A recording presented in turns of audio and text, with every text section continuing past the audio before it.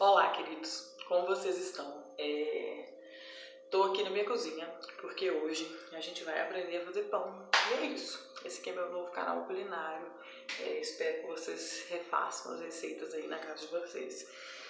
Tô brincando, gente, eu não tenho ideia como é que faz pão. É por isso que a gente vai ter que aprender redação mesmo.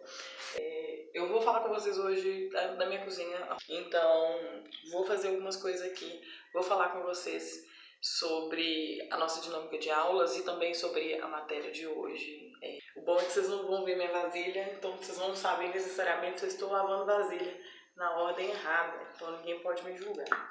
A redação, ela é uma matéria que ela precisa de um acompanhamento com a teoria muito grande para que ela faça sentido. Eu falei isso com vocês no primeiro dia, eu falei isso com vocês quando a gente estava falando de organizar o estudo da redação, um vídeo que eu vou ressaltar a importância aqui, porque eu acho que parte das dificuldades que a gente está encontrando na monitoria ou na hora da correção dos textos que vocês enviam é um pouco de organização mesmo, organização de projeto de texto, organização de talvez momento de estudo, sobrecarga, resultado dessa desorganização. Então, eu acho que ter um guia para fazer isso vai ajudar vocês muito, foi o que me ajudou, assim. Beleza. Qual que é o tema que eu vou falar com vocês hoje? A gente vai conversar hoje sobre como que a competência 2 funciona. Vou relembrar com vocês um pouquinho, passar um pouco sobre a matéria de antes, mas a redação ela é separada em 5 competências. Cada uma dessas competências vale 200 pontos. Quando a gente consegue 200 pontos ao todo, a gente consegue ficar com 1000. É por isso que eu volto a ressaltar a importância da redação. A redação, ela é a única matéria no Enem que você consegue de fato ficar com 1000. Isso significa que ela é uma matéria que ela consegue avançar muito a nossa nota. O TRI ele não impede a nota total nela. Então ela faz muita diferença e ela também faz muita diferença para a nossa média final. A gente passou um pouco em sala sobre o que cada competência faz de forma resumida. A competência 2 avalia 3 características centrais: tipo dissertativo, se abarca o tema e se tem um repertório sociocultural. A gente vai conseguindo avançar nessas características, avançar no sentido de ter essas características obrigatórias do tipo textual e vai conseguindo os pontos de forma proporcional, de forma equivalente. Então, se o corretor conseguir dar check-in nessas características do tipo textual, abarca o tema e aborda o tema e tem repertório sociocultural, e ela vai caracterizar esses repertórios socioculturais para dar o ponto todo, a gente fica com 200 nela.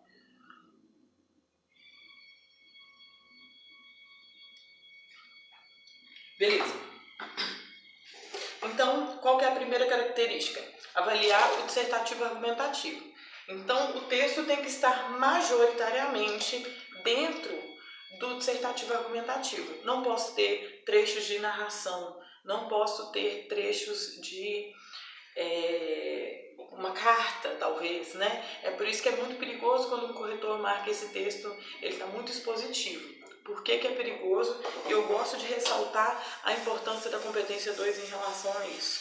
A competência 2 não tem um nível 0. O que é um nível 0? Se cada competência vale 200 pontos e a nota se movimenta de 40 em 40 pontos, a gente recebe a nota quebrada no Enem porque tem uma discordância leve entre 2 corretores e essa nota faz uma proporção, como eu falei do vídeo, que eu explico a minha redação do Enem. Essa nota ela só pode ser movimentada em 5 níveis. O nível 0 é a nota 0 e o nível 5 é a nota 200. Então essa redação, o modelo, a forma de correção, ela não tem um tipo de avaliação específico para o nível 0 dela, porque a pontuação 0 dela é 0 texto. Essa pontuação ela é uma explicação que a gente recebe em entender texto, pontuações características que zeram o texto todo. Porque se eu entendo como é que zera o texto todo por falta de atendimento ao tema ou por falta de atendimento ao tipo textual, que é o dissertativo argumentativo, esse texto todo é zerado. Olha como que isso é perigoso. Como eu tinha comentado, a redação ela tem um poder de alteração grande sobre a nossa nota. Isso significa que se eu zero essa redação, ela tem uma alteração muito grande na nota também. Eu não acho que eu preciso reforçar mais isso para vocês, o quanto que é prejudicial para um estudante zerar essa redação. Mas eu fico muito preocupada porque muitas vezes as regras de sistemas de entrada alteram de forma a considerar o zero na redação. Exemplo é que ano passado e na abertura desse ano também, tanto do SISU quanto do ProUni, uma das características para inscrição era não ter zerado a redação. Vamos entender então como que funciona o dissertativo argumentativo. Eu preciso argumentar em prol de uma ideia pela dissertação, pela explicação de fatos, pela explicação de textual, dissertativo argumentativo, por exemplo, que esse texto seja feito da primeira pessoa, porque o texto precisa ser totalmente impessoal, uma carta, um desabafo. Aconteceram muitos casos assim, por exemplo, naquele Enem que foi a persistência da violência contra a mulher. Tiveram muitos casos de relatos pessoais, o texto é zerado. É interessante a gente observar que não é como se isso fosse desconsiderado, não é que o texto é ruim, não é que o texto é mal escrito, é só porque ele não está no tipo textual que foi exigido mesmo. Então, não tem por que o corretor, não tem por que o Enem pontuar isso, porque está fora do que foi pedido. Nesse Enem, por exemplo, muitos textos que eram de relatos pessoais de mulheres que sofriam violência urbana foram encaminhados para a Polícia Federal. Esses casos foram investigados, porque a prova tem uma responsabilidade pública, são temas sociais que já é de entendimento que por cobrir o Brasil inteiro vai alcançar pessoas que não têm entendimento desse modelo textual e vão fazer relatos, informação que eu estou trazendo aqui para aula. Argumentativo, isso inclui ter tese, isso inclui marcar que o problema ele é um problema, isso inclui, por exemplo, não fazer um texto inteiro sobre, levando, por exemplo, esse do tema do empreendedorismo que a gente teve, um tema que era sobre uma coisa positiva e aí o aluno faz um texto inteiro só descrevendo o empreendedorismo. O texto é dissertativo argumentativo, o texto faz uma defesa de uma tese, uma defesa de um ponto de vista, de uma hipótese, de uma teoria, por meio da explicação de verdades do mundo. Ele é dissertativo argumentativo. Vamos entender como funciona? E eu vou deixar em anexo um material de como que essa ordem de prioridade, né, para o Enem é feita. É de melhor interesse do Enem, é de mais interesse do Enem, por exemplo, que esse texto seja dissertativo argumentativo do que ele tem repertório. Às vezes tem textos que falam sobre obras, que falam sobre filmes, mas saem totalmente do dissertativo argumentativo, então não tem por que pontuar esse texto, ainda que ele tenha uma informação externa. Então a prioridade, o que ele vai se perguntar primeiro, é se aquele texto está no modelo textual. A segunda prioridade dele é tão importante quanto, porque essa ideia ela também zera o nosso texto, esse texto aborda o tema. Por quê? Se, ainda que seja um texto argumentativo ou dissertativo, seja um texto inteiro, que nenhuma das palavras-chave dele está no mesmo campo de significado das palavras-chave do tema e todos os elementos, então se é a persistência da violência contra a mulher, mas o fato da violência persistir, não posso fazer um texto, ainda que dissertativo argumentativo, ainda que falando sobre a violência contra a mulher, fazer um texto sem mencionar por que ela ainda existe, se eu falo só que isso é uma coisa totalmente do passado, por exemplo, que isso é uma coisa que aconteceu durante pouco tempo, o texto de apoio não permitia isso, estou negando o tema, estou negando o comando. Então, precisa ter uma atenção muito grande com esses três elementos, porque isso não é, por exemplo, às vezes as pessoas acham que a fuga, ela é realmente O aluno ele tem que fazer quase que de propósito, quando às vezes acontece por uma, ou não falavam como que o uso dos dados, do histórico, do que fica registrado daquele uso, afeta na pessoa. Então é um texto que ele não fala o tema completo, não tem por que pontuar. Não é porque ele é ruim, não é porque ele é mal escrito, não é porque isso não é um texto, mas o interesse da banca é avaliar aquele recorte. Se eu sair daquele recorte, eu não cumpri com um dos pré-requisitos. Então,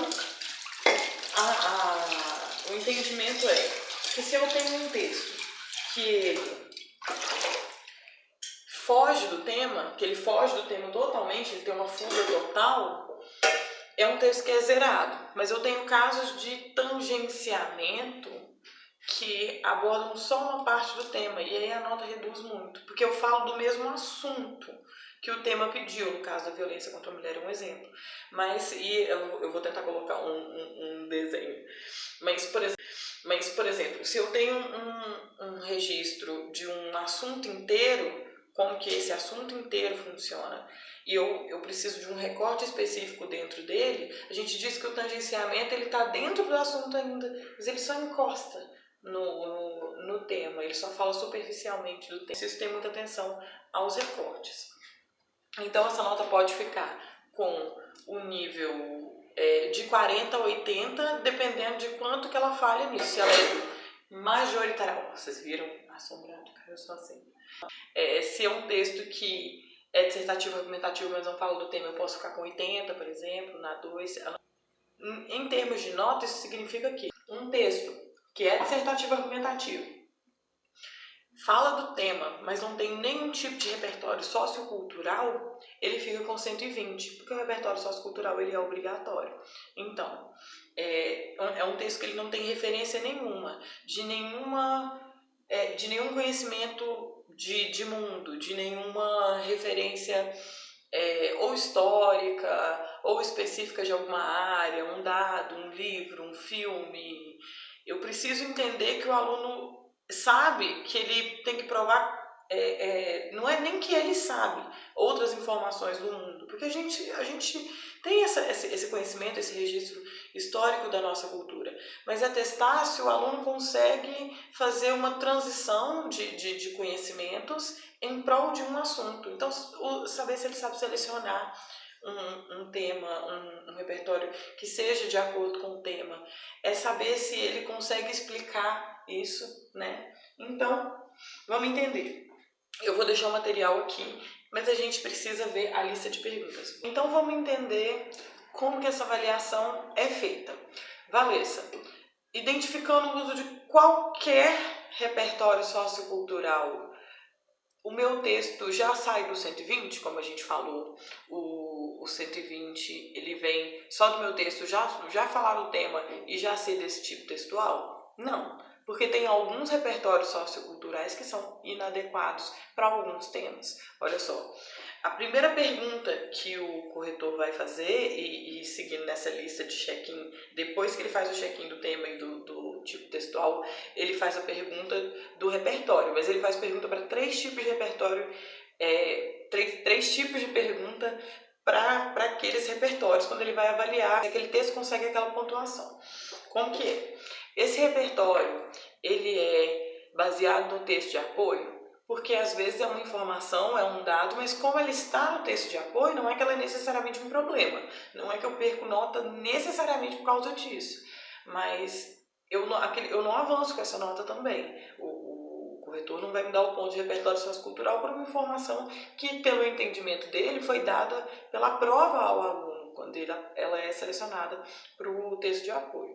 Então, se essa informação for baseada no texto de apoio, se esse repertório sociocultural for baseado no texto de apoio, a nota ainda continua 120. Um check-ins que esse repertório precisa fazer. Esse repertório precisa ser pertinente ao tema. O que isso significa? Ele precisa ter a ver, a criação isolada dele, ele precisa referenciar a pelo menos um eixo temático. Então, assim, um tema que é o uso de álcool de jovens, de adolescentes na sociedade. Então, eu preciso ter um repertório que fale ou sobre o consumo de álcool ou sobre o comportamento de adolescentes, no geral. E aí eu faço a conexão com por que ele segue esse comportamento específico. O Enem precisa pontuar isso para não deixar que ninguém use qualquer informação no mundo para falar de qualquer informação no mundo. Eu não posso usar um repertório que fale, por exemplo, sobre racismo na sociedade para justificar por que a gente tem um problema ambiental hoje.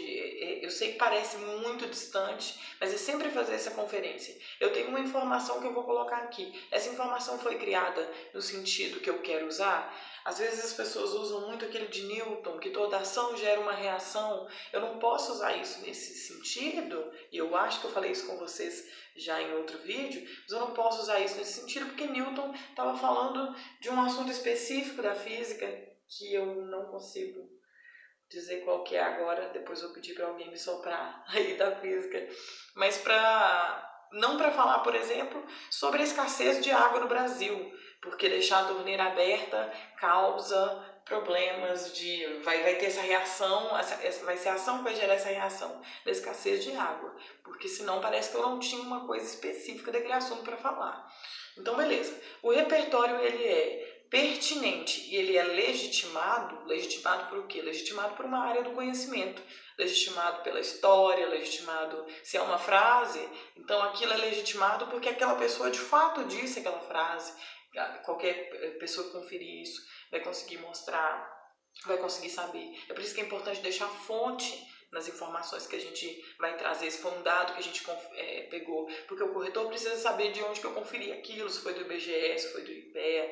Eu preciso deixar que essa conferência aconteça, porque já falei com vocês sobre como que os mecanismos de defesa para ataques do que o Enem considera um ataque a um atentado à seriedade da prova, né, para não deixar que as pessoas coloquem coisas muito nada a ver, coisas debochadas, coisas para o exame e aí tirar uma nota boa e poder depois falar como fez o cara do miojo. Então esse sistema de conferência, essas coisas são verdade, ele está acontecendo muito mais, a gente precisa levar ele a sério. Caso contrário, se o repertório não for nem pertinente nem legitimado, se ele não tiver a ver com o tema ou foi inventado, ou não tem como o corretor conferir se aquilo é verdade, se eu não tenho uma referência de quem disse uma frase que eu falei, esse repertório é como se ele não estivesse lá. Então esse texto fica com 120 pontos. Eu tenho que tomar cuidado também, porque uma das coisas para impedir esse tipo de atentado à seriedade da prova é parte desconectada do texto. Então, eu tenho um parágrafo inteiro que ele não fala sobre nada, absolutamente nada a ver com o tema que eu estou falando. Eu quero usar uma frase de um filme que eu achei ótimo, mas na verdade aquela sentença daquele filme que eu vou descrever, ele não tem nenhuma conexão com o tema, esse texto, essa parte está desconectada. O texto é penalizado por causa disso na dúvida, então muito cuidado. Ataques à seriedade da prova, inclusive hoje tem a prova toda cancelada. Então essas pessoas que tentam fazer receita de miojo, de futebol hoje, a prova delas, a gente zera a redação, né? Nisso a gente tem a pergunta final. O repertório é produtivo. O que é produtividade nesse tema? É o corretor conseguir analisar o momento que eu expliquei para ele a relação que o meu repertório tem com o texto. Nossa, Valência, mas estou citando um dado sobre o desemprego no empreendedorismo. É óbvio que eu estou... Para que eu estaria citando um dado num texto desse? É claro que eu quero dizer que o empreendedorismo é causado pelo desemprego. Mas o dado sozinho não diz isso, ele não tem essa capacidade. O dado sozinho, por si só, ele é uma referência que outra pessoa disse. Então, para que o corretor considere que eu não só sabia uma informação sobre esse tema previamente, que isso é de conhecimento meu, ele precisa saber se eu sei usar isso. Se eu sei a função que isso tem no texto, qual que é a função que essa informação está desempenhando agora. Quando eu consigo explicar isso de forma produtiva para ele, de forma que ele veja que aquele... por isso que é produção mesmo, no sentido de ver função, de ver produtividade, de ver a que veio, sabe? Aquele repertório. Então, quando eu consigo ter um texto dentro do modelo textual, um texto dentro do tema, com todos os recortes do tema, e um repertório, que agora a gente vai conseguir usar esses termos, né? Um repertório pertinente, legitimado e produtivo, a gente consegue 200 pontos a 2. É por isso que a gente precisa deixar bem separado o espaço do repertório sociocultural dentro do do projeto de texto. É por isso que a gente precisa sempre, por exemplo, assistir uma aula de história, assistir uma aula de geografia. Os aulões são muito bons para isso. Essas explicações em conjunto de como que uma área afeta na outra. A redação, ela tira muito proveito disso, porque a redação no Enem, os temas eles são desenhados para isso. Eles são desenhados para testar se o aluno consegue entender como que uma área do conhecimento afeta a outra. E ter um treino maior de explicar essas questões vai ser sempre produtivo para vocês. A questão é fazer isso dentro da estrutura, né? Dentro de uma coisa que respeite ainda o argumentativo dissertativo. Eu não achar que eu vou ganhar mais pontos por falar mais de um repertório. Às vezes o problema que aquele repertório desempenha no texto não é que ele não está bem explicado, é que ele ocupa um parágrafo inteiro e aí ele tem um ponto final e eu não sei o que aquilo quis dizer. Por mais que pareça óbvio, porque o que é óbvio pra gente não é óbvio pro corretor. É uma coisa que a gente repete muito na monitoria. Então é isso, gente. Não sei se fez sentido para vocês nesse modelo, não sei se é uma coisa que vocês vão achar que tá didática. Como eu tinha comentado antes, a gente está tendo essa dificuldade, né, de comunicação necessariamente. Eu ainda tive sorte porque eu vi vocês uma semana, que é a primeira semana da revisão foi da linguagens, então a gente conseguiu fazer uma revisão de redação. A gente tem casos de professores aí que não chegaram a ver vocês presencialmente. Mas é isso, a gente vai fazer o melhor dessa situação, a gente vai conseguir absorver o conteúdo que vai ser exigido para mim no dia, independente de qual dia for, porque o nosso objetivo é fazer essa prova, a gente vai ganhar ela. E é isso, beijo para vocês.